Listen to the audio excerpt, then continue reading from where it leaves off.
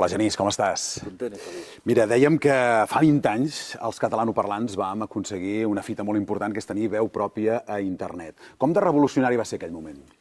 Va ser molt revolucionari, perquè fins aleshores els dominis d'internet només descrivien o temes o geografies.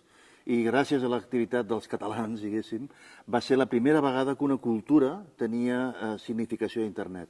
A partir del reconeixement del .cat, de la cultura catalana, hi ha hagut el reconeixement de moltes més cultures del món. Els catalans van ser els primers en aconseguir que les cultures tinguin identitat a internet.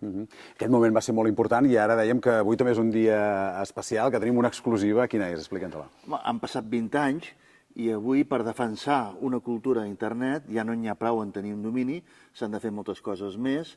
Llavors, aquests precursors que varen definir la identitat de les cultures a internet, fem un pas més, canviem el nom, ja no som la Fundació .cat, ara som la Fundació Accent Obert, perquè continuem eixamplant la nostra activitat per poder defensar millor les cultures en aquest repte de la societat digital. Molt bé, doncs esperem que d'aquí 20 anys puguem continuar parlant que el català continua avançant a internet. Moltes gràcies, Genís. I els que sou a casa, si voleu estar al dia de tot el que passa al panorama digital en català, apunteu aquesta adreça, accentobert.cat.